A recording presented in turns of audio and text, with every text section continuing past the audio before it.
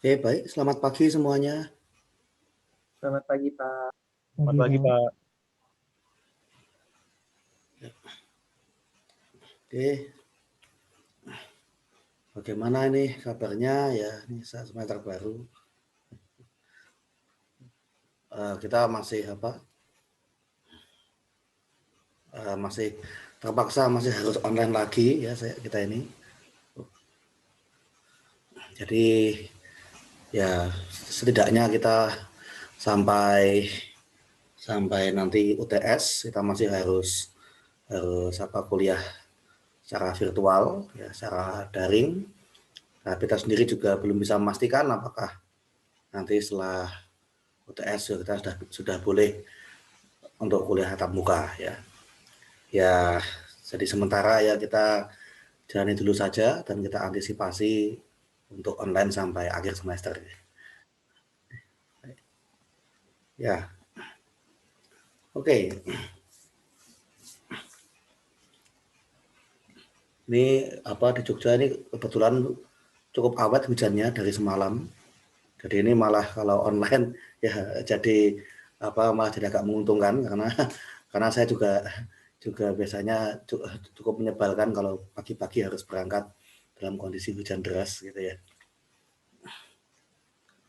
Ya, kemudian juga kemarin untuk yang grup WA juga maaf itu grupnya saya recycle ya karena daripada saya bikin grup baru lalu saya nambahkan ulang lagi juga sama mahasiswanya cuma ketambahan beberapa kakak tingkat yang mengulang ya saya pertahankan saja grupnya. Nah, tapi ini di sini saya kembali mengampu mata kuliah geometri ya.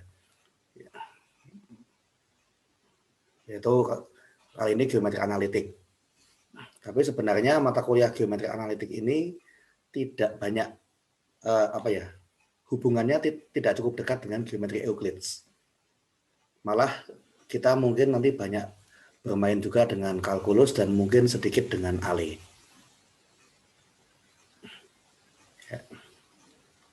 Ya, jadi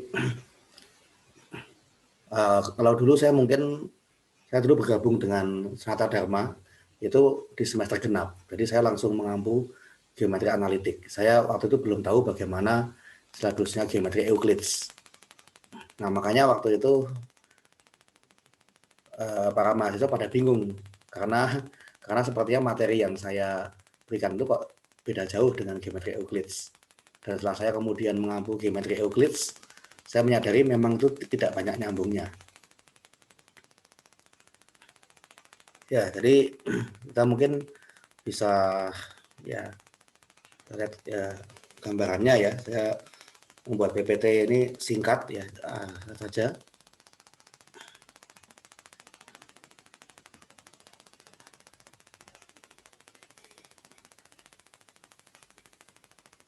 Jadi di semester genap ini mata kuliah geometri analitik itu bobotnya adalah 4 SKS. Lalu silabus yang akan kita pelajari itu kita bicara geometri bidang dan geometri ruang. Ya, kalau menurut buku panduan akademik materinya itu ya, tetapi ya kita nanti melihat sejauh mana kita bisa mencapainya ya. Karena kalau dari pengalaman tahun lalu materinya nggak tuntas. Ya ada sedikit gangguan pandemi juga, tapi memang materinya cukup banyak. Jadi kita akan bicara sistem koordinat bidang atau R2, sistem sistem dimensi 2 gitu ya. Lalu kemudian kita akan bicara mengenai irisan kerucut. Ini mungkin kalau di SMA, oleh SMA-nya IPA mestinya ini dipelajari ya, lingkaran, parabola, ya, elips, hiperbola gitu ya. Lalu nanti secara umum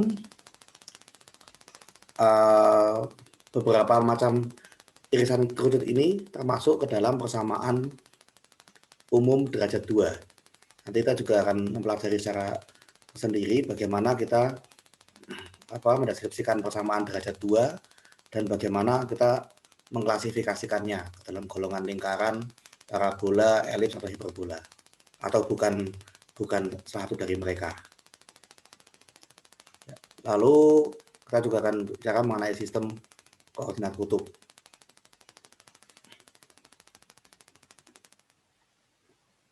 Nah, Anda pernah tahu nggak bagaimana caranya mendeskripsikan kurva hati gitu dalam persamaan matematika? Ya. Maksudnya bagaimana merumuskan persamaannya, gitu ya. Jadi kalau misalkan Anda mau menggunakan suatu perangkat lunak untuk menggambar simbol hati, bagaimana? Nah, itu kita bisa menggunakan sistem koordinat kutub di situ. Kalau menggunakan sistem koordinat Kartesius biasa agak sulit. Lalu nanti untuk geometri ruang, kita akan belajar sistem koordinat ruang, yaitu ruang R3, dimensi 3. Lalu kita akan belajar mengenai bola, silinder, dan kerucut. Lalu ada permukaan kuadrik. Ya, tahun lalu ini sepertinya hanya sampai bola akhirnya.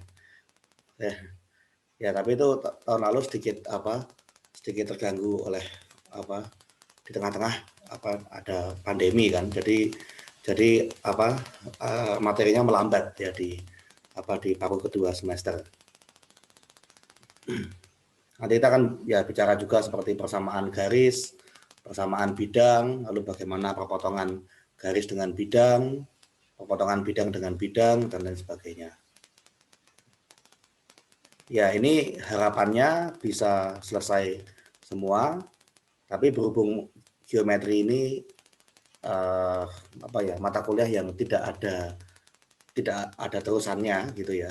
Jadi sebenarnya kalaupun nanti tidak tuntas 100% juga tidak apa-apa.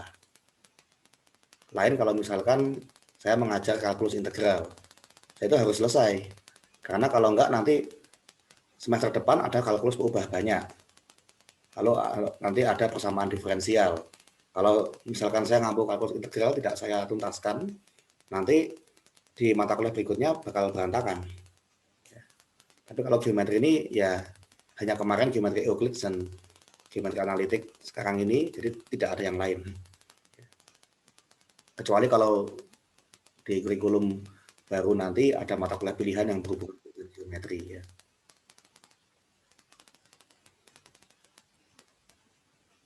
Oke. Lalu ini yang nggak kalah pentingnya ya, kita ini kan 4 SKS gitu.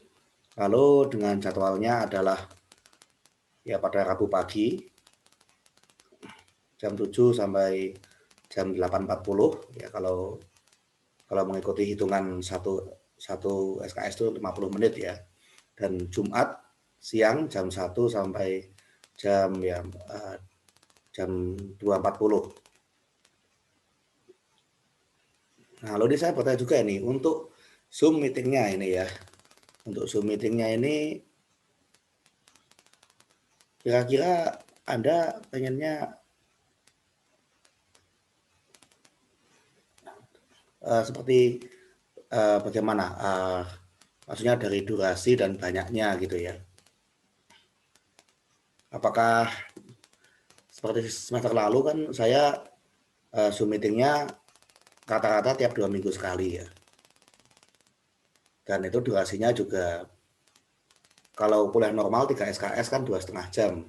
Ya saya biasanya ya 1 jam ya 1/4 sampai 1,5 jam ya biasanya. Nah, cuma ini ya saya minta pendapat kalian juga ya. Sebaiknya bagaimana? Maksudnya apakah durasi semacam itu dirasa cukup atau berlebihan atau kurang?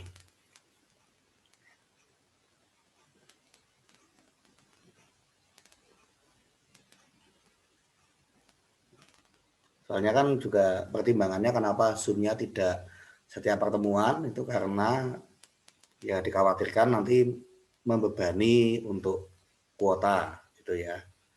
Nanti mungkin terlalu boros kuota juga, nanti juga mungkin matanya cepat lelah kalau kalau melihat ke laptop terus-menerus seperti itu. Tapi juga di sisi lain kemarin juga ada kuesioner yang kalian sudah pada isi.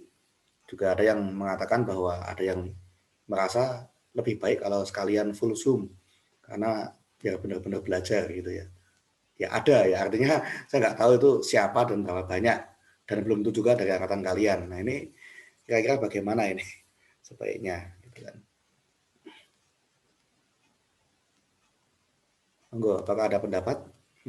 Oke, silakan, ada pendapat.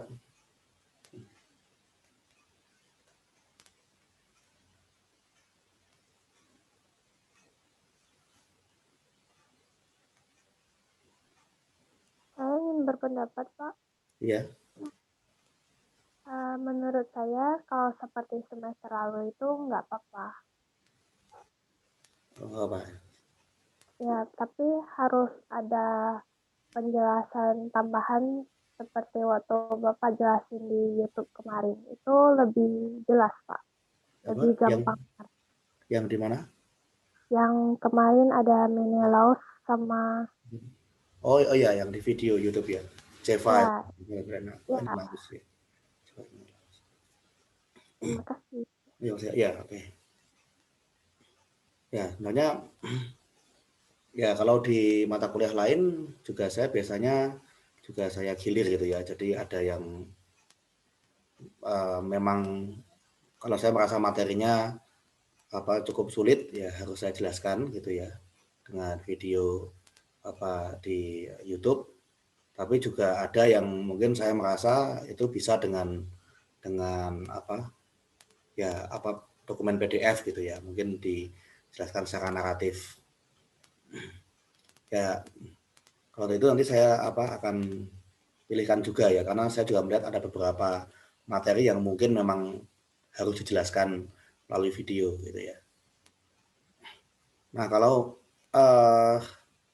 saya sendiri kalau melihat dari aturannya ya,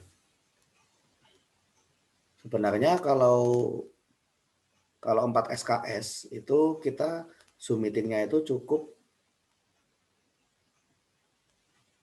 seminggu itu sekali dengan durasi hanya sekitar 50 menit. Atau ya mungkin 1 jam aja lah, kita paskan 1 jam.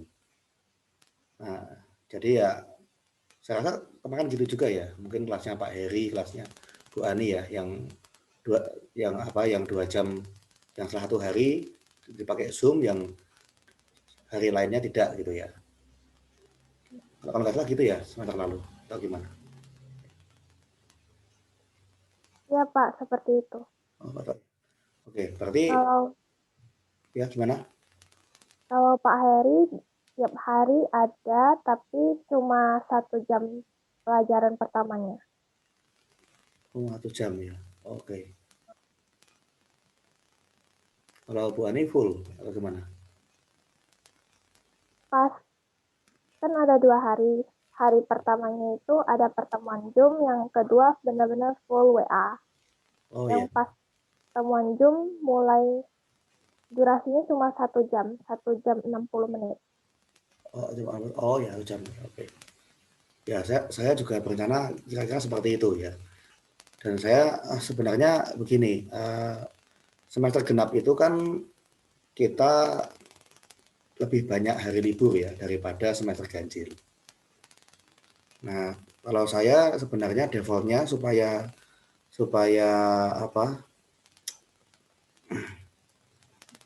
tidak kepagian gitu ya.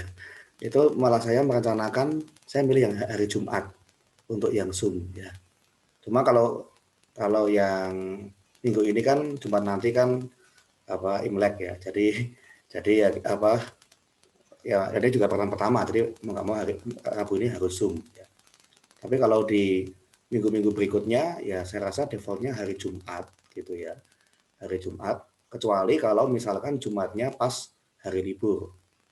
Nah, baru kita geser ke Rabu ya. Jadi pokoknya setiap minggu antara Rabu atau Jumat ya kita pasti ada Zoom meeting 1 kali. Kalau misalkan Jumatnya pas kebetulan hari libur ya kita buat Rabu.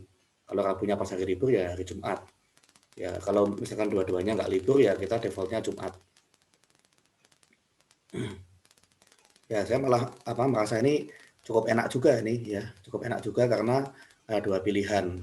Soalnya kadang-kadang hari Jumat itu sering ada ya mungkin entah rapat atau mungkin ada acara lain-lain gitu ya. Kadang-kadang malah ditaruhnya di hari Jumat. Nah itu mungkin kalau misalkan ternyata Jumat itu ada acara apa gitu ya. Soalnya dulu juga HMM juga sering gitu, sering ada acaranya pas Jumat siang gitu ya. Ya kalau misalkan seperti itu ya nanti tinggal di minggu itu kita alihkan ke hari Rabu seperti itu.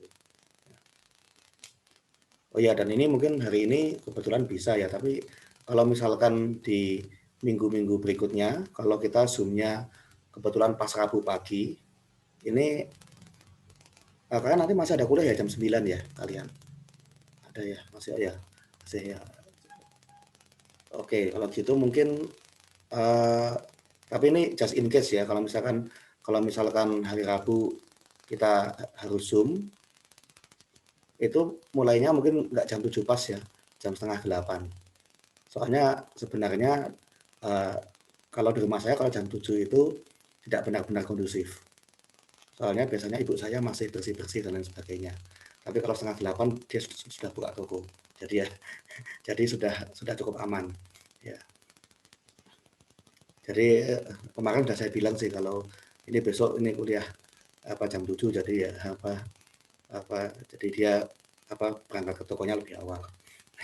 Tapi kalau di hari-hari yang lain biasanya jam 7 itu sedikit lebih hektik kalau di rumah saya. Jadi daripada nanti mungkin terlalu berisik ya mungkin lebih baik zoomnya setengah 8 ya. Kalau zoomnya pas hari Rabu ya. Tapi defaultnya hari Jumat defaultnya. Oke, lalu untuk penilaian ya kita seperti biasa ada 3 kali ujian, UTS 1, UTS 2 sama UAS, dan juga ada tugas. Nah di sini karena materinya cukup banyak, jadi saya sendiri melihat kalau ujian akhir itu harus merangkum materi dari awal hingga akhir itu terlalu berat. Karena juga memang materinya pun kalau saya bagi 3 ya ini baru saya kira-kira saja ini ya. Nanti menyesuaikan dengan kecepatan kecepatan kalian juga gitu ya. Maksudnya materinya nanti bisa sejauh mana gitu ya. Jadi ini sebenarnya UAS ini bukan ujian dari awal sampai akhir, tapi ya istilahnya materi sepertiga terakhir. Jadi ini materinya benar-benar saya bagi 3 gitu ya. Jadi yang UTS 1 saya dari materi pertama sampai parabola, lalu kemudian yang UTS 2 itu dari elips sampai persamaan derajat 2, lalu materi UAS sisanya. Ya, jadi saya tidak melihat ini sebagai ujian yang lebih berat daripada yang lain, sehingga saya pikir bobotnya disamaratakan saja, semua sama-sama 25%. Ya, jadi tidak ada perbedaan. Ya, idealnya memang ujian akhir itu mestinya merangkum materi dari awal sampai akhir gitu ya. Tapi kalau untuk geometri analitik ini karena materinya cukup banyak, saya rasa itu tidak realistis gitu ya. Dan untungnya di sini di Sanata Dharma para dosen diberikan kebebasan untuk menentukan sistem menurut kepercayaan masing-masing. Jadi tidak harus ada kewajiban misalkan ujian akhir harus berapa persen, itu bebas di sini. Oke ya, jadi mungkin tadi saya editkan sebentar ya, ini Zoom meeting. Ya, seminggu.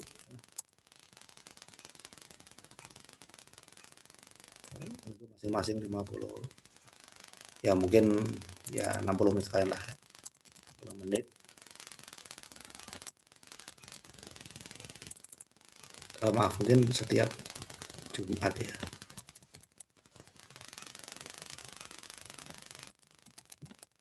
Kecuali jika hari libur ya.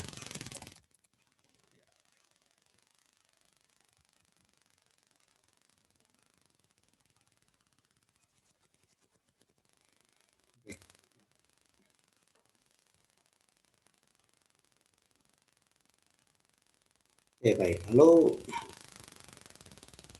kita coba membandingkan ya, kita buat semacam komparasi versus gitu ya, geometri Euclid versus geometri analitik. Apa perbedaan atau utamanya gitu ya antara geometri Euclid dengan geometri analitik ya. Ya sebenarnya kalau ditanya apa perbedaan utamanya itu adalah pada penggunaan sistem koordinat. Jadi kalau geometri analitik itu kita menggunakan sistem koordinat. Sedangkan kalau geometri Euclid itu tidak. Jadi ya gampangannya kalau di geometri Euclid yang namanya lingkaran itu ya lingkaran ya. Bentuknya bulat gitu, bulat sempurna, ada titik pusat, ada jari-jari, ya kan? Ya sehingga kita membentuk lingkaran, kita pakai jangka itu. Tapi kalau di geometri analitik, lingkaran itu deskripsikan sebagai apa? Ya kumpulan titik-titik yang akhirnya membentuk suatu lingkaran begitu kan. Nah itu kan masing-masing titik punya koordinat. Nah apa persamaan yang menggambarkan koordinat dari sebuah lingkaran? Nah itu nanti ya kita bakal main dengan persamaan, tentunya kalau di dimensi 2 ya persamaan dalam X dan Y gitu. Jadi supaya persamaan itu bisa menggambarkan suatu bentuk lingkaran. Ya sama juga nanti dengan yang lain-lain seperti misalkan suatu garis gitu ya. Suatu garis juga kalau di geometri Euclid ya garis gitu ya. Hanya suatu ya dari dua buah titik dapat ditarik sebuah garis yang melewatinya. Tapi kalau di geometri analitik kita kan bertanya apa persamaannya dalam X dan Y seperti itu. Atau kalau di dimensi 3 ya dalam X, Y, dan Z.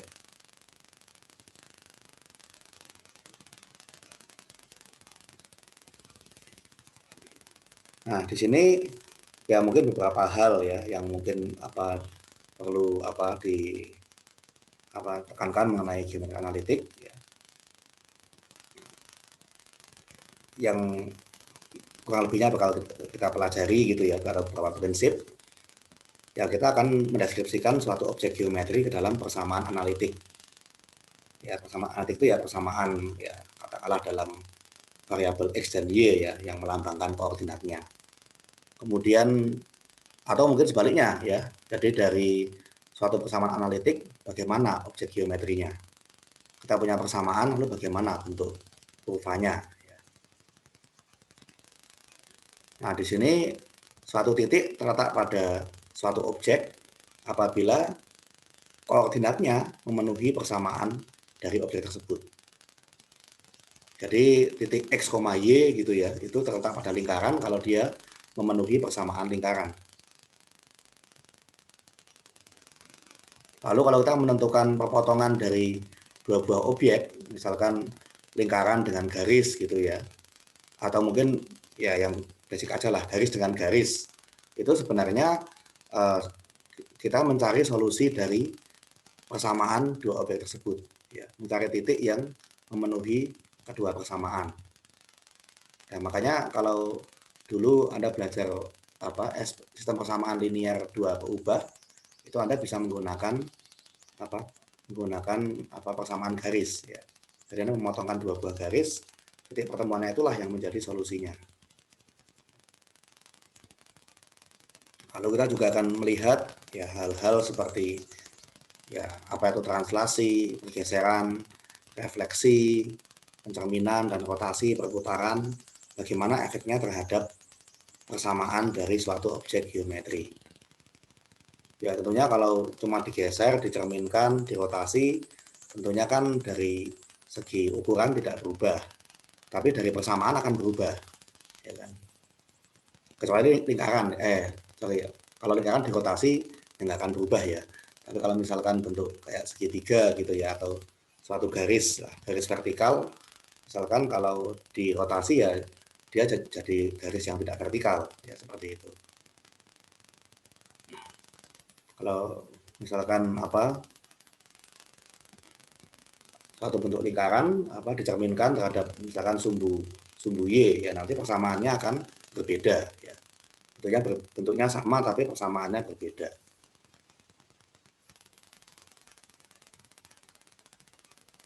Ya, oke. Ya, hari ini kita mungkin masih ya anggap aja kayak warming up dulu gitu ya.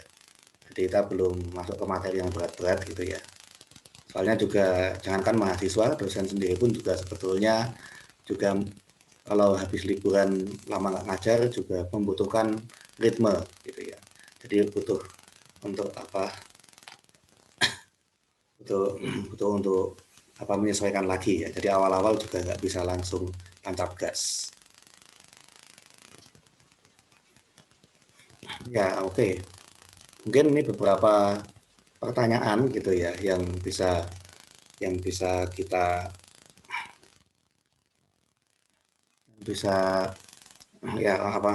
jadikan awalan ya untuk materi sistem koordinat bidang ya. Mula-mula apa itu sistem koordinat kartesius? Lalu bagaimana kita mendeskripsikan suatu titik pada koordinat kartesius? Lalu bagaimana menentukan jarak antara dua buah titik? Dan bagaimana kita menentukan persamaan garis yang melalui dua buah titik? Dan bagaimana kita mendeskripsikan kesejajaran dan ketegaklurusan dari dua buah garis.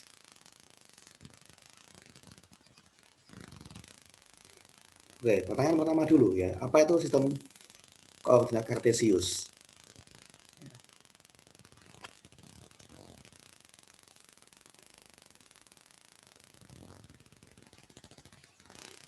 Oke, mungkin uh, mungkin ini bisa saya stop PPT-nya.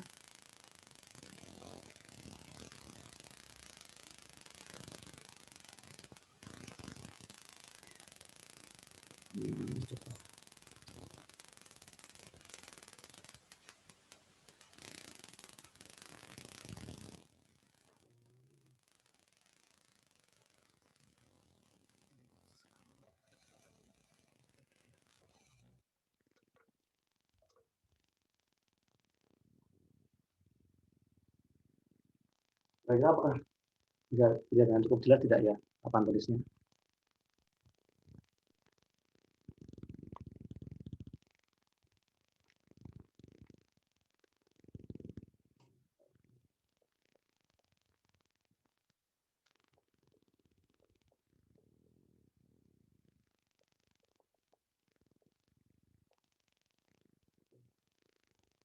Bisa kelihatan apa tidak? Atau kurang besar? Kelihatan, Pak. Ya. Silakan Pak. Ya, pertama simbol R ya. R dengan dua garis vertikal. Itu kalau di matematika itu melambangkan himpunan semua bilangan real. Bilangan real itu apa? Ya sebenarnya deskripsinya juga apa ya? Mungkin kalau untuk yang belum terbiasa ya agak sedikit sulit gitu ya. Karena kalau di matematika itu definisi itu bisa sangat abstrak gitu. Tapi dari awal Anda punya bilangan asli ya. 1, 2, 3 dan seterusnya. Kalau Anda punya bilangan bulat ditambahkan dengan 0 dan bilangan negatif. Kalau Anda punya bilangan rasional ya berarti kan pecahan-pecahan gitu ya.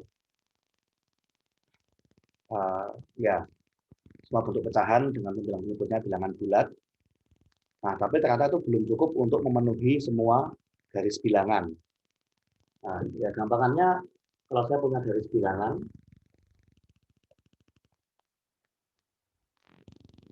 ya dia anggap saja di sini ada angka 0 di sini. Lalu kita defaultnya kita menentukan positif itu ke arah kanan dan negatif ke arah kiri gitu. Ya keseluruhan dari garis bilangan inilah yang disebut dengan himpunan bilangan real. Jadi himpunan bilangan real itu ya semua bilangan yang terletak pada garis bilangan. gitu ya. Gampangannya begitu ya. Karena ada beberapa bilangan yang ternyata bukan bilangan rasional, seperti bilangan pi, akar 2, gitu ya.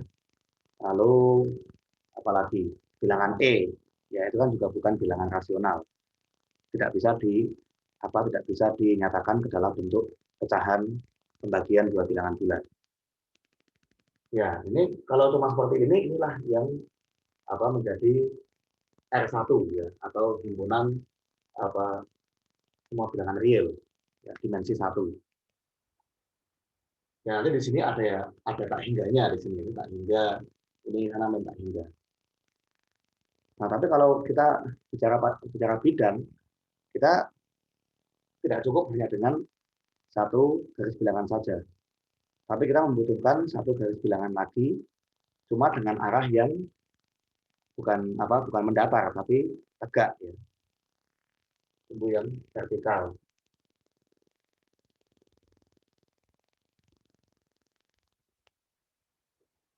Ya. Dan kita defaultnya adalah kalau ke arah atas itu adalah arah positif, dan kalau ke bawah itu berarti arah negatif.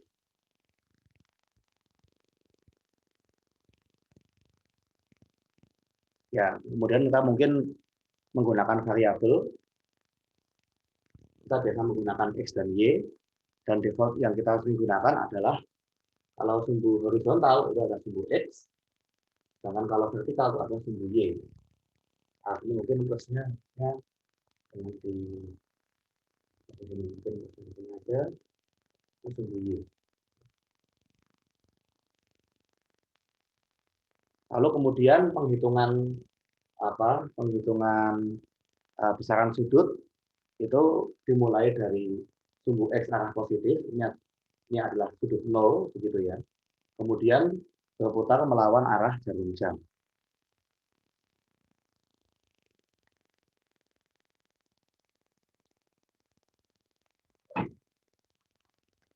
Nah, lalu bagaimana kita mendeskripsikan sebuah titik gitu ya pada bidang koordinat.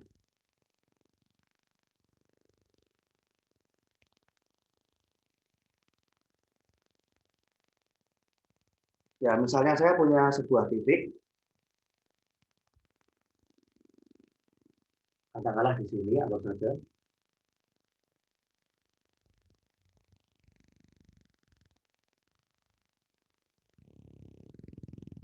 Ya, sebenarnya bisa juga dibuat dengan yang lain. Nah, titik ini kalau kita tarik garis ke bawah gitu ya, garis putus gitu,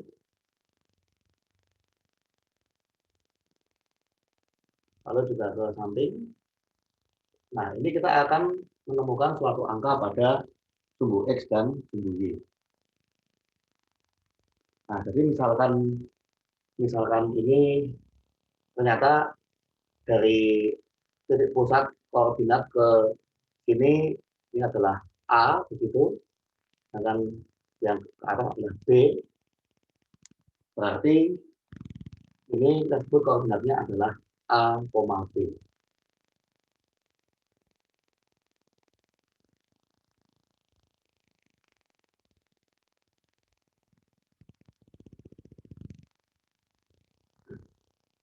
Ya, artinya untuk yang arah horizontal itu dia bergerak sejauh A, dan untuk arah vertikal dia bergerak sejauh B. Dimana kalau misalkan A-nya negatif, ya berarti dia ke arah sebelah kiri, kalau B-nya negatif dia ke bawah.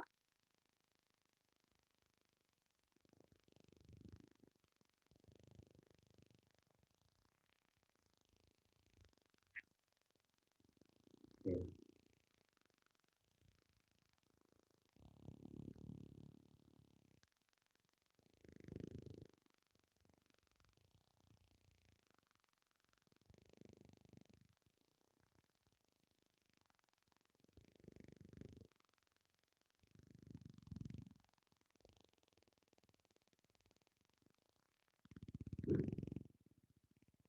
Nah, inilah yang kemudian mendeskripsikan dengan tunggal sebuah titik ya. Karena dua titik yang berbeda itu pasti nanti koordinatnya akan berbeda. Jadi di sini A, B ini apa bukan sesuatu yang bisa dibalik ya. Jadi A, B dengan B, A itu beda. Jadi 2,3 dengan 3,2 itu beda. Kalau 2,3 berarti ya dia ke kanan 2 langkah, ke atas 3 langkah. Kalau 3,2 berarti ya dia ke kanan 3 langkah, ke atas 2 langkah.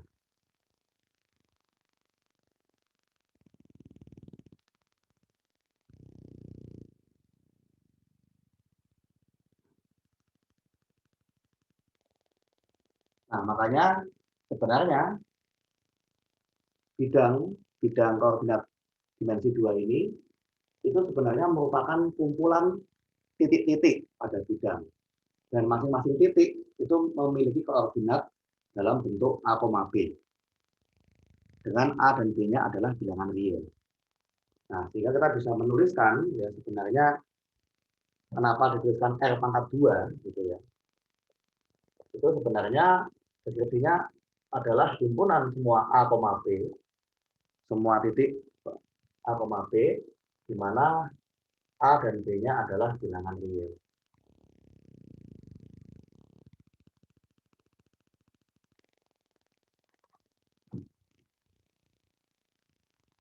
Jadi komponen yang pertama itu menandakan apa? Yang arah horizontal, yang kedua yang B ini menandakan yang arah vertikal.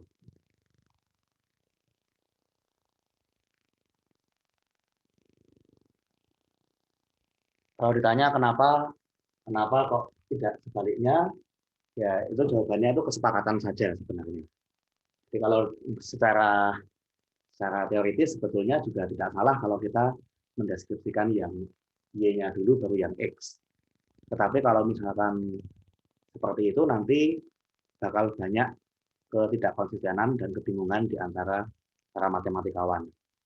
Sehingga dibuatlah suatu kesepakatan untuk ya katakanlah seluruh dunia gitu ya. Jadi bahwa kita menentukan koordinat itu pasti dari yang sumbu X dulu baru sumbu Y. Dan sumbu X-nya itu yang mendatar, Y yang tegak.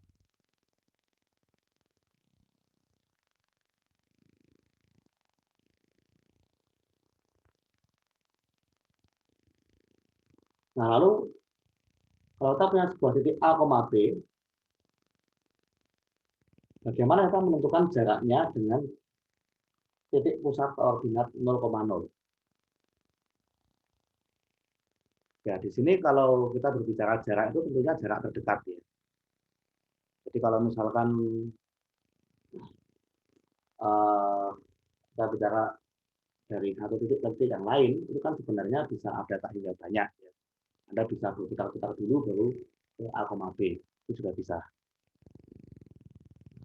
Tapi di sini yang dimaksud adalah jarak lurus terdekat. Ya, jadi dari 0,0 ke A, B.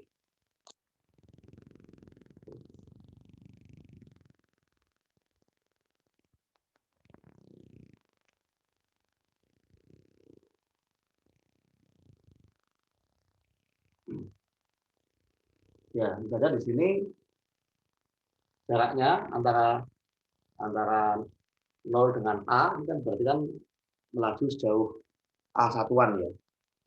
Kemudian di sini yang vertikal berarti kan juga panjangnya berarti B satuan. Dan di sini sumbu X dan sumbu Y itu merupakan dua sumbu yang tegak lurus satu sama lain.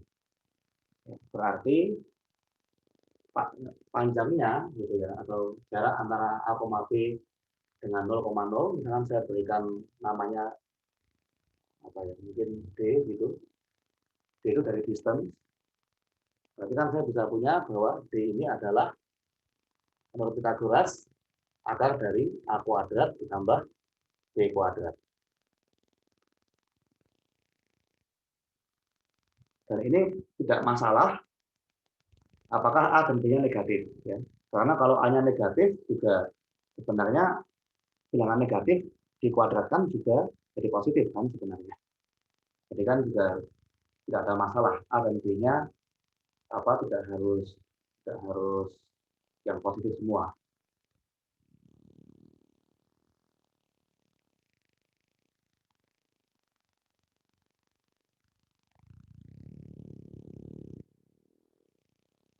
Ini kalian kalau misalkan pesen makanan lewat GoFood atau GrabFood gitu ya, itu kan sering dituliskan jarak dari restonya ke rumah Anda.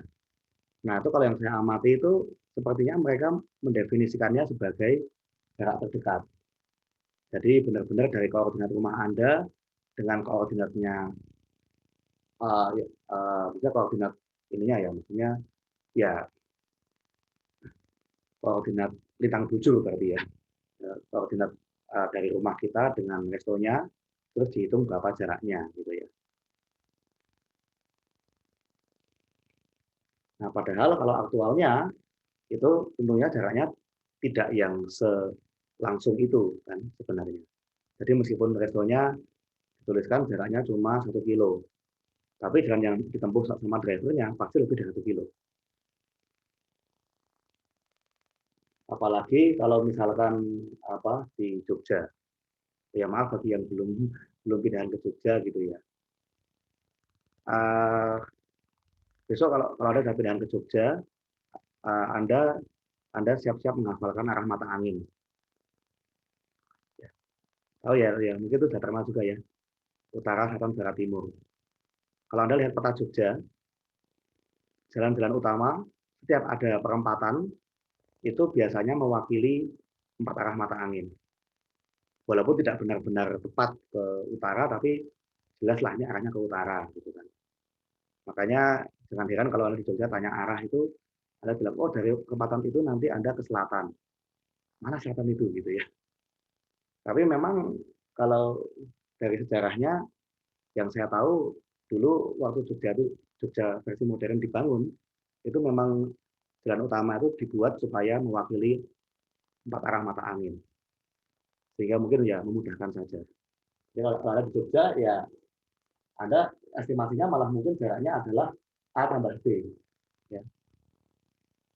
Jadi walaupun di aplikasi untuk order makanan online itu jaraknya adalah B, tapi aktualnya adalah A tambah B. Karena pasti kalau nggak ke sini dulu baru ke sana, atau ke atas dulu baru ke kanan, seperti itu. Kalau di Jakarta tuh lebih banyak lagi variabelnya itu. Ya, karena saya juga pernah di Jakarta juga ya. Jadi walaupun katakanlah restonya itu sebenarnya cuma di seberang jalan, tapi untuk bisa mencapai ke tempat kita itu putar baliknya jauh sekali. Dan itu pun sebenarnya melanggar melanggar aturan lalu lintas sebenarnya. Jadi putar baliknya bukan tempat yang legal untuk putar balik, tapi itu pun jauh. Jadi walaupun jarak langsungnya itu dekat, tapi untuk sampai ke tempat kita itu harus berputar-putar. Kadang mungkin di sela sungai gitu ya. Nanti harus nyari dulu flyovernya gitu ya. Seperti itu.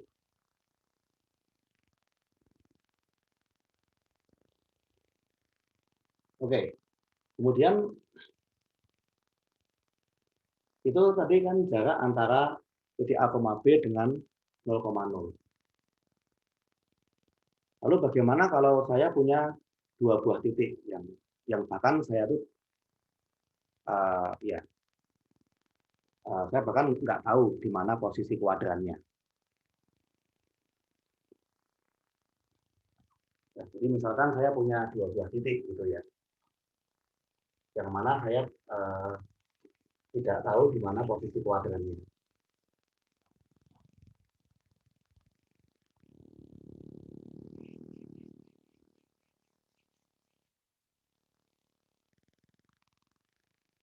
Misalkan saya punya titiknya, katakanlah X1, Y1, dan titiknya satu lagi adalah X2, Y2. Nah, bagaimana saya bisa menentukan jarak antara dua buah titik ini.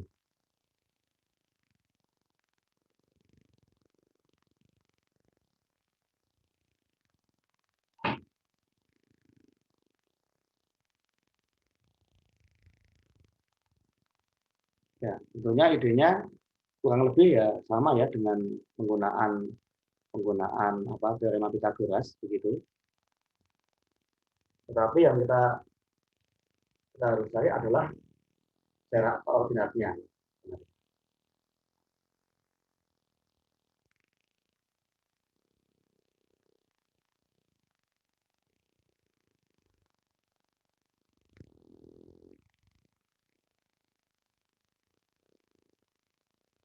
Oh, mungkin yang ini agak sedikit.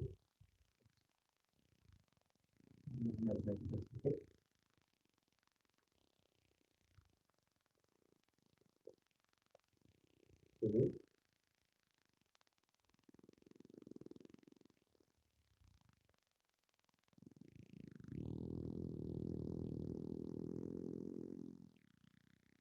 Nah, di sini kita udah tahu titik ini berada di kuadran yang mana.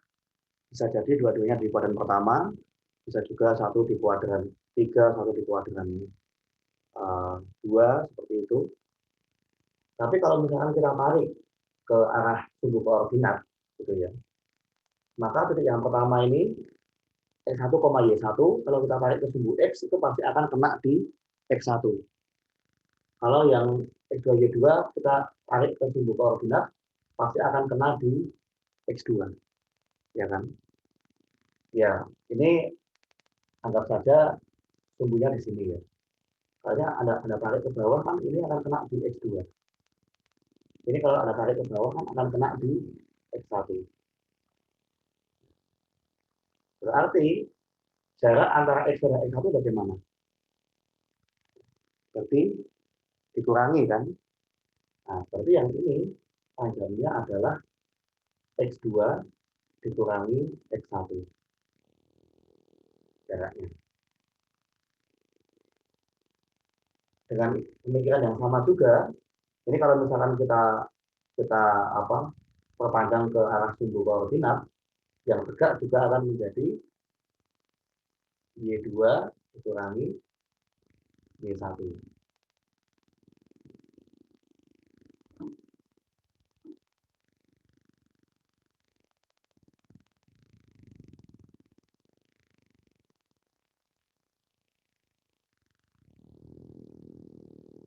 Dan ini tidak masalah apakah nilainya X1, X2, Y1, Y2 itu positif atau negatif.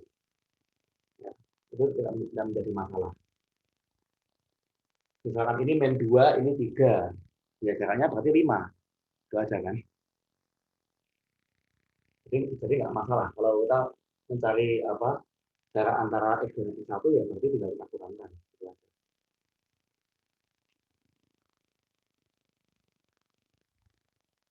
Kalau misalkan posisi titiknya misalkan arahnya berbalikan gitu ya, ya nanti juga pasti salah satunya akan negatif. Ya, seperti itu. Atau dua-duanya bisa menjadi.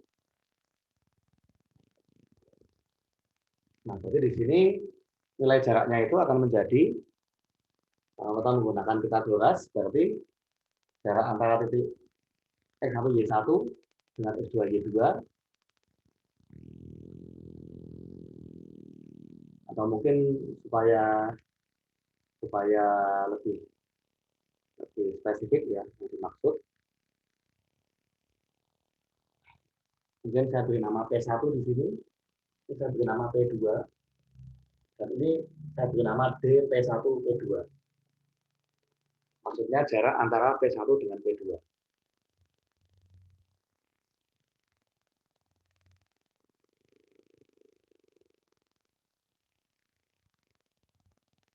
Di sini jarak antara P1 dengan P2 ini adalah akar dari X2 dikurangi X1 dikuadratkan ditambah Y2 min Y1 dikuadratkan.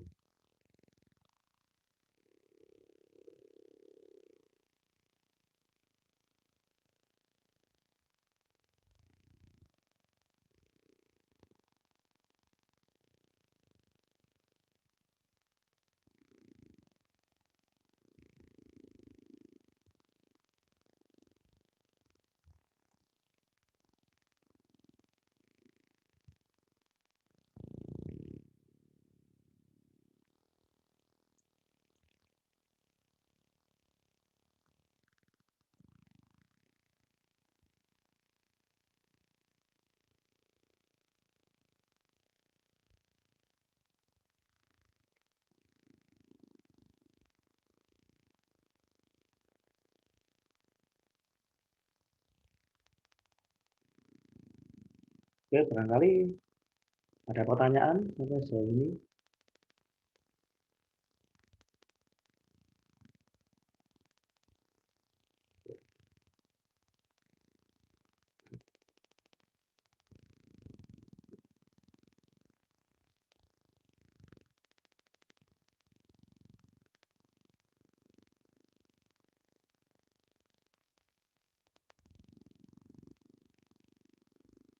Oke, misalnya katakanlah ya kita mencari jarak antara ya misalkan kalau P1-nya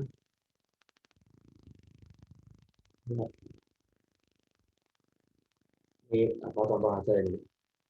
Contoh kalau P1-nya ini misalkan ya nah, 1,5 begitu. Lalu P2-nya misalkan apa ya, 4,3 misalkan begini.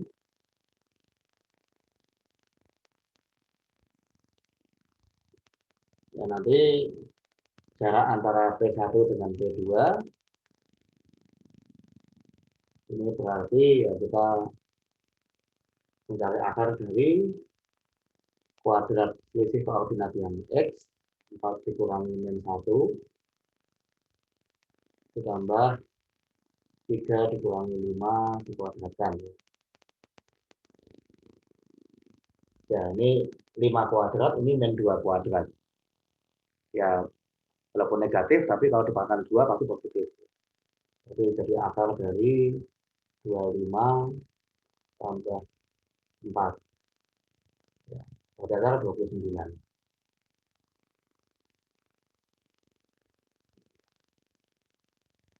Ya, ini biasanya saya kalau ada contoh seperti ini, saya ya tinggal ambil aja angka angka apa yang tiba-tiba muncul dalam pikiran saya gitu ya. Saya nggak apa karena ini kan juga angkanya nggak harus bagus. Ya.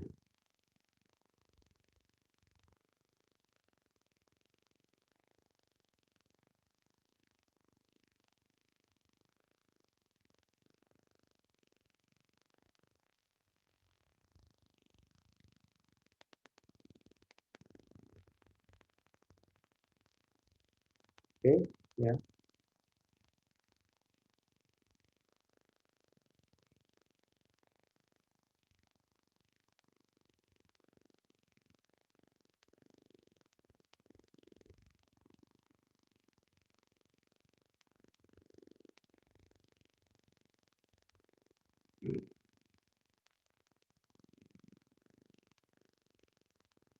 Ya, karena ini apa masih cukup sederhana gitu ya. Oke, lalu sekarang maaf,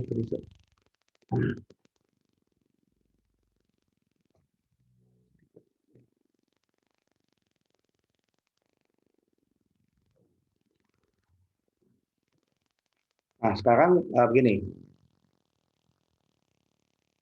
dari dua buah titik berbeda kita kan bisa membentuk suatu garis yang melewati dua titik itu. Dan garis itu artinya dia sampai tak hingga, gitu ya. Apa dari dua arah dia apa tak berhingga. Lalu biasanya bagaimana Anda menentukan persamaan garis yang melalui dua buah titik? Anda gimana biasanya caranya?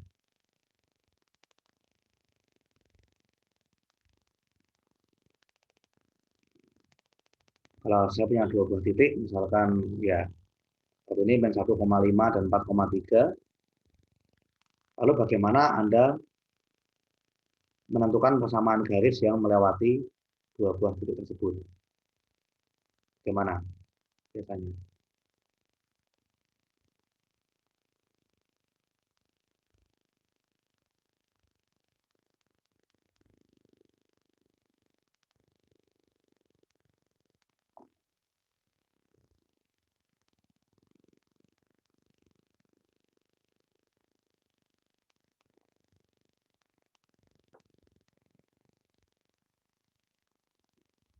Tentunya kan persamaan garis itu ya dia harus persamaan dalam ini ya, variabel X dan Y ya.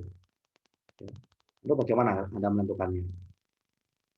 Saya ingin mencoba, Pak. Ya, oke. Y dikurang Y1 per Y2 kurang Y1 sama dengan X kurang X1 per X2 kurang X1. Oke. Ya, tadi ada M-nya tadi ya. M-nya harus dicari dulu, jadi persamaannya itu ada Y2 kurang Y1 per X2 kurang X1 dulu. Oh iya, oke. Nah, saya rasa itu sebenarnya sesuatu yang ya sudah diajarkan mungkin saya lupa ya dari SMP mungkin ya itu sudah ada ya SMP mungkin atau SMA harus ya SMP harusnya. Lalu Anda kalian dulu pernah ini enggak pernah tahu nggak apa alasannya gitu ya. Dan sebenarnya kalau ada istilah M itu apa gradien itu sebenarnya maknanya apa?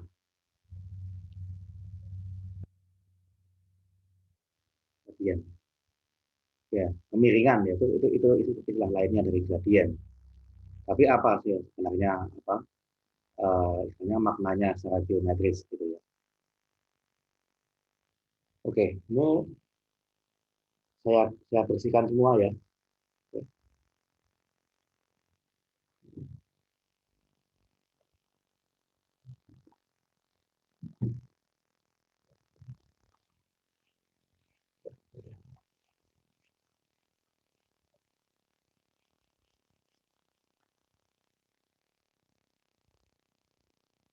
Oke, baik.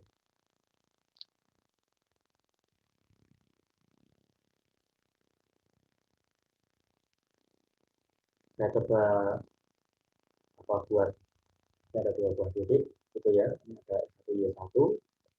Lalu di sini ada titik X2 Y2. Lalu saya tarik sebuah garis yang menghubungkan keduanya.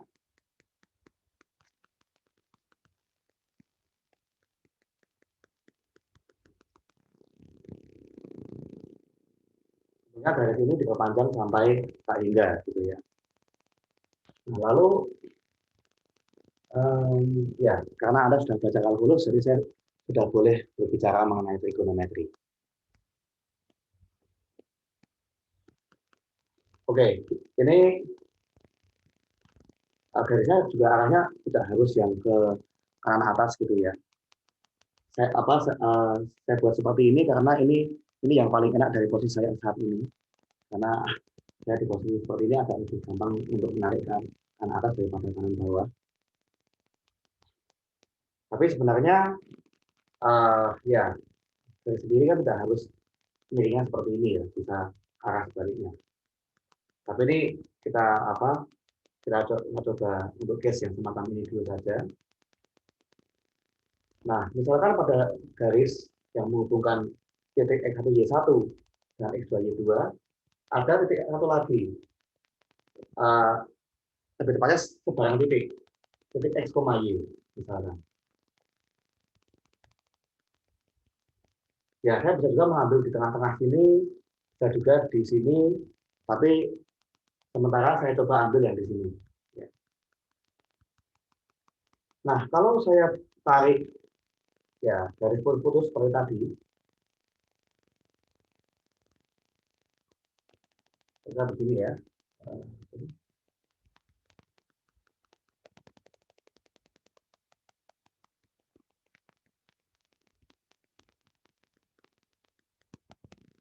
Nah, kira-kira segitiga siku-siku yang menghubungkan X1 Y1, X2 Y2 dengan titik ini dengan segitiga siku-siku yang lebih besar itu sebangun nggak? Bangun kan ya? Nah, ini kan sama-sama siku-siku dan juga ini ada sudut yang sama kan? Oke, katakanlah ini saya beri nama sudutnya theta.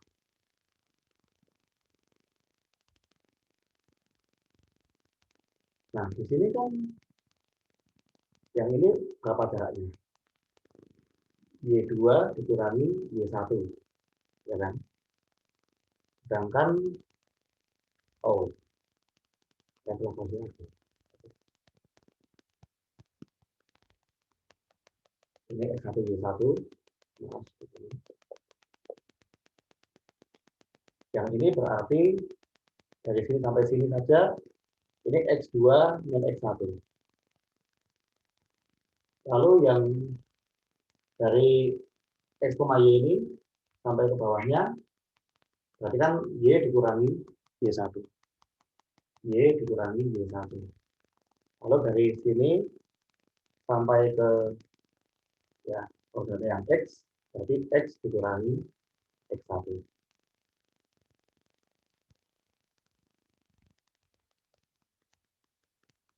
Nah, di sini kan tetanya ini merupakan sudut yang sama ya, baik untuk yang segitiga yang kecil maupun yang besar. Berarti kalau saya cari tangannya, tangan teta, gitu ya. Tangan tetanya kan akan sama kan, yaitu Y2 min Y1 dibagi X2 min X1, ini akan sama dengan Y min Y1 dibagi X min X1.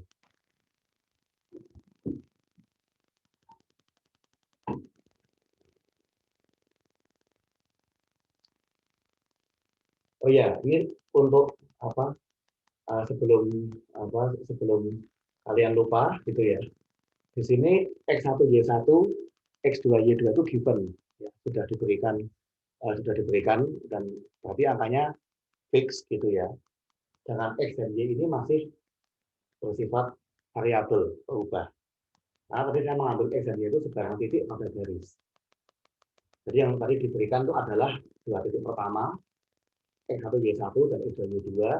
Kalau X, Y itu ya barang titik yang terletak di antara di garisnya. Sebenarnya bisa juga di antaranya, bisa juga di bawahnya, tapi saya pilih di situ supaya kelihatan.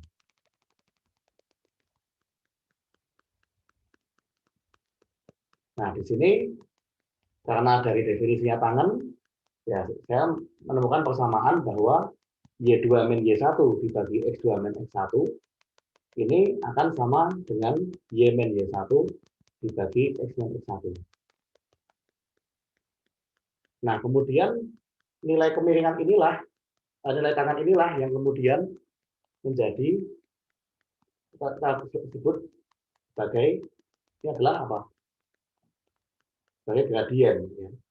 Sebagai gradien atau kemiringan.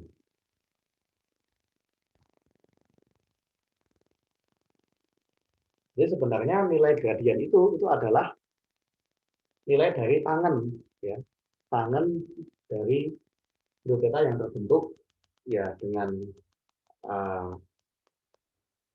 ya yang terbentuk dengan kita menghubungkan kedua titik itu ya melalui garis horizontal dan vertikal.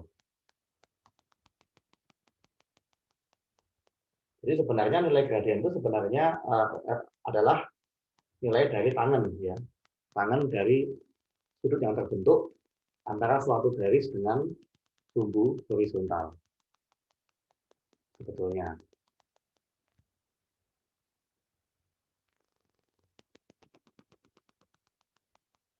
Nah, kemudian supaya memudahkan, ini kita beri simbol M. Ya.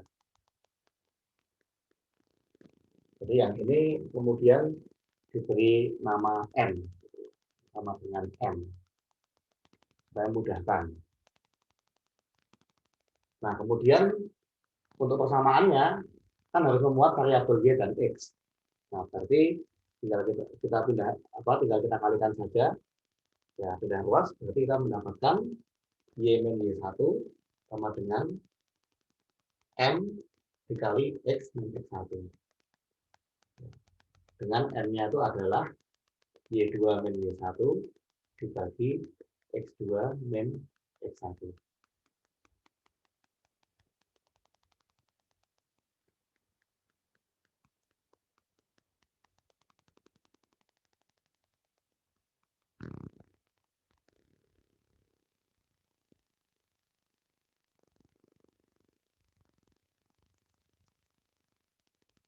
Nah, nanti kalau misalkan nilai gradien itu positif, itu artinya berarti nilai tangannya adalah positif, berarti tetanya itu merupakan sudut pada kuadran pertama. Jadi kalau seperti itu, nanti garisnya arahnya adalah menuju ke kanan atas. Tapi kalau misalkan gradiennya negatif, maka berarti arahnya adalah sebaliknya ya, dari kiri atas ke kanan bawah.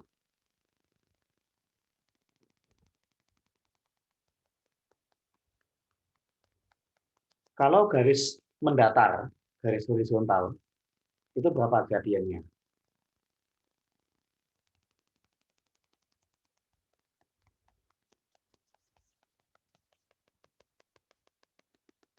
Kalau garis horizontal,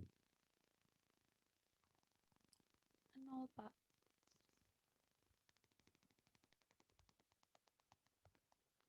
kalau garis mendatar berarti kan nilai dari komponen vertikalnya kan tetap ya, nilai Y-nya kan tetap. Yang berubah nilai X-nya. Berarti di sini Y2 min Y1-nya ini akan menjadi 0. Ya, karena tidak ada perubahan nilai Y. Tapi X-nya bisa berubah. 0 bagi sesuatu yang tidak 0, berarti 0. Ya. Jadi garis mendatar itu kemiringannya adalah 0. Tetapi sebaliknya, kalau garis vertikal, ya garis vertikal, itu berarti kan tidak ada perubahan komponen X.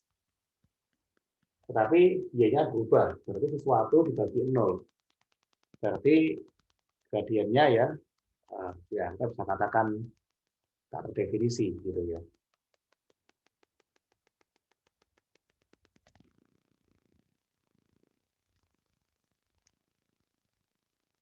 Atau ya, kalau kalau case ini kebetulan bisa jadi sama dengan tak hingga ya. Jadi apa? Kita juga bisa mengatakan kemiringannya tak hingga gitu ya, seperti itu.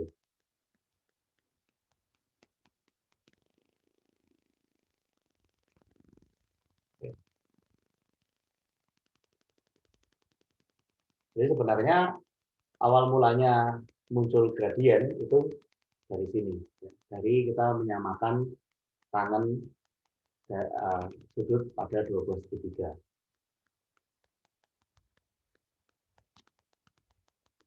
Tapi saya nggak tahu, mungkin kalau di luar ada diajarkan tiba-tiba ada sesuatu yang bernama gradien, rumusnya ini. Kalau gradien itu digunakan untuk mencari persamaan garis dengan cara seperti ini.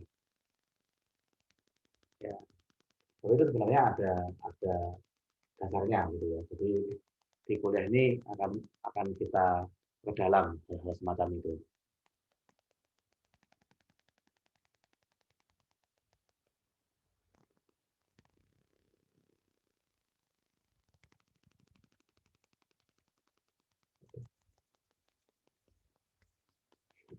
Lalu bagaimana kalau dua garis itu sejajar?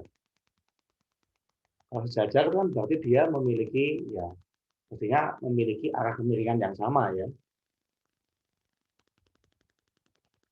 Jadi kalau misalkan garis dan kemiringan sekian dia membentuk satu sudut theta, lalu garis yang sejajar juga pasti akan membentuk sudut yang sama. Jadi kalau dua garis itu sejajar, ciri-cirinya adalah gradiennya sama.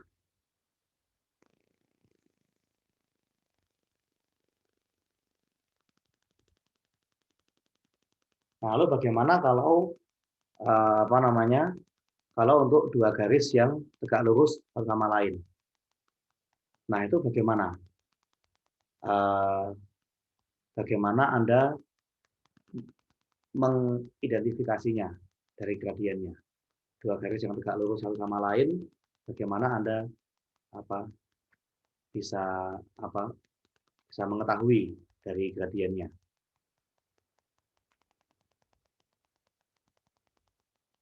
Kalau yang sejajar kan berarti harus sama kemiringannya ya.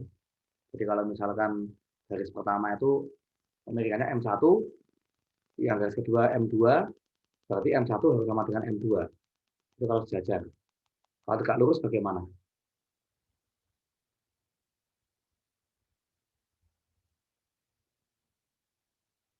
Apa hubungan antara M1 kali M2 sama mana? M1 kali M2 sama dengan Min 1. M1. Nah, itu kira-kira apa alasannya?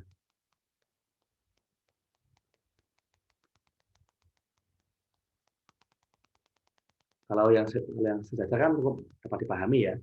Karena itu apa? Karena itu kan apa? Dari pendefinisian gradien ya, satu sudut kalau sejajar pasti akan sama juga sudutnya, sehingga pasti akan sama gradiennya.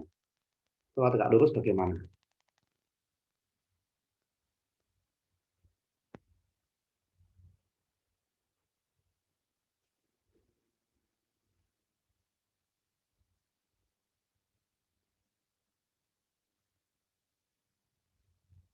Ya itu betul, M1 kali M2 sama dengan Min 1.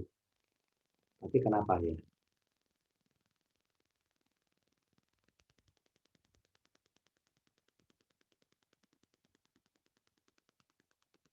Oke.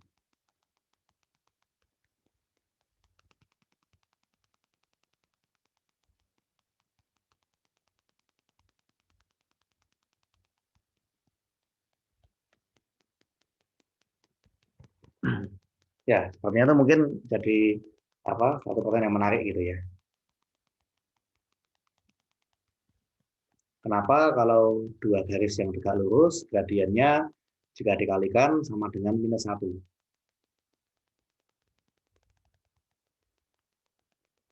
Ya, kalau saya membuktikan alasannya sih mungkin itu juga bukan sesuatu yang langsung dapat dipahami oleh anak SMP gitu ya. Jadi memang itu agak sedikit eh, apa ya, kita nggak bisa menjelaskan menjelaskan apa pada anak SMP kalau mereka belum sepenuhnya mempelajari trigonometri. Idenya adalah dengan menggunakan tangen dari selisih sudut.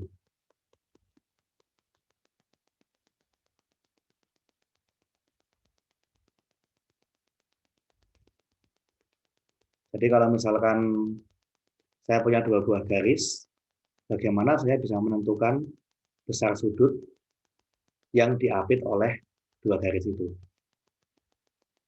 Nah,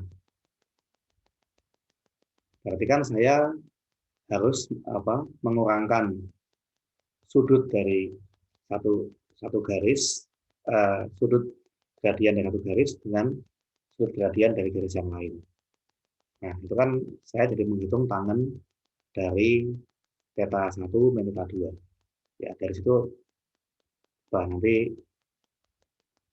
mungkin tuh lebih baik ini ya kita diskusikan melalui grup WA mungkin ya. Karena ini juga kita sudah 1 jam lebih untuk yang virtual meetingnya. Ya, jadi kenapa dua garis yang tegak lurus itu hasil kali gradiennya sama dengan -1.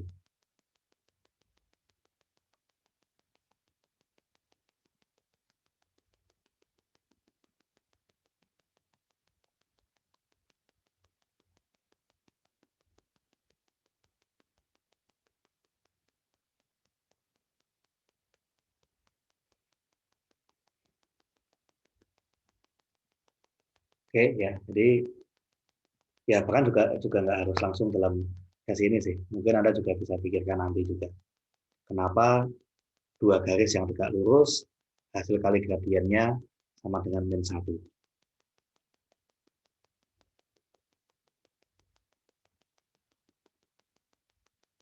Ya, hintnya adalah dengan menggunakan trigonometri. Menggunakan tangen dari selisih dua sudut. Itu hintnya.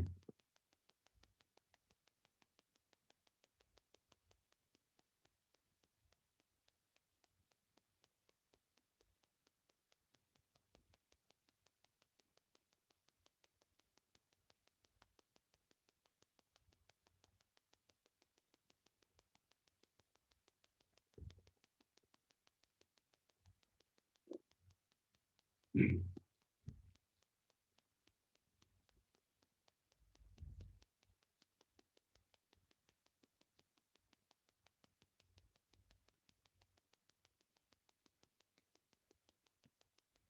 ini karena kelasnya cuma sedikit, jadi kalau saya buat galeri review langsung kelihatan semua siapa yang hadir dan tidak hadir ini ya. Sepertinya kalau yang angkatan 20 semuanya hadir ya, sepertinya sekilas itu. Saya belum hafal urutan NIM-nya, tapi sepertinya semuanya hadir.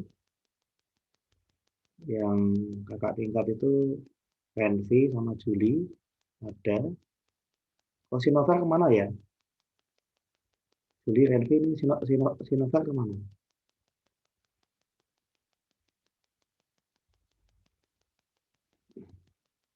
Harusnya ada itu. Saya sudah berapa tahun nggak ketemu novel. Karena kemarin nggak ambil kelas saya.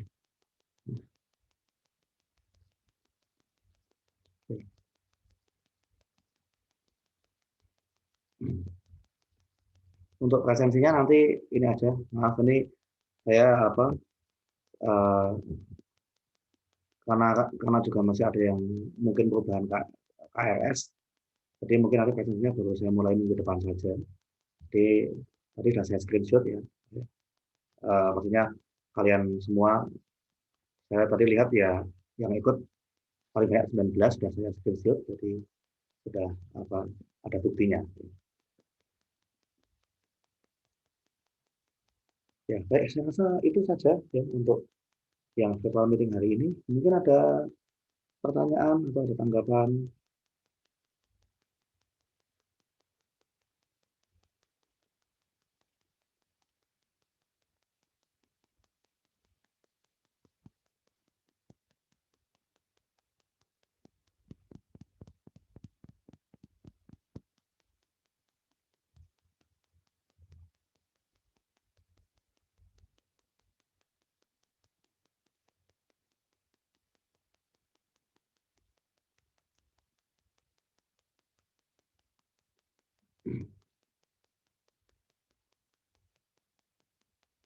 Ya, kalau tidak ada, barangkali untuk yang virtual meeting hari ini bisa saya cukupkan, ya. Dan juga bisa ada jeda sebelum kuliah berikutnya. Jadi ya kalau untuk yang Rabu, karena kalian juga masih ada kuliah berikutnya, jadi saya juga tidak bisa terlalu kebablasan. Ya. Kalau hari Jumat mungkin agak bebas.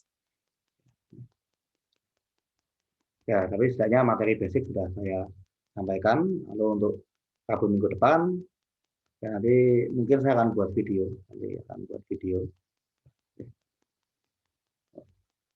Lalu nanti yang Jumat ya Jumat minggu depan ya, itu kita virtual meeting lagi. Nanti untuk tugas-tugasnya ya nanti saya kira nggak perlu terlalu banyak ya, nanti kalau sudah selesai satu materi yang utuh gitu ya, misalnya yang materi kesamaan garis sudah selesai semua, baru nanti mungkin ada tugas gitu. Tidak harus tiap sub materi ada tugas, nggak harus gitu. Karena juga nanti jadi masa di akhir-akhir kalau kebanyakan tugas nanti di akhir-akhir juga dosennya pusing misalnya nanti. Ya. Walaupun kalau ini sedikit masih aman sih, masih nggak terlalu banyak. Oke ya, saya rasa itu saja. Ya. Terima kasih, selamat pagi dan selamat apa? Bahasa Inggris ya. Inggris ya. Selamat berbahasa Inggris. Oke. Terima kasih, Pak. Terima kasih. Selamat pagi. Terima kasih, Pak. Terima kasih. Terima kasih, Pak. Terima kasih, Pak.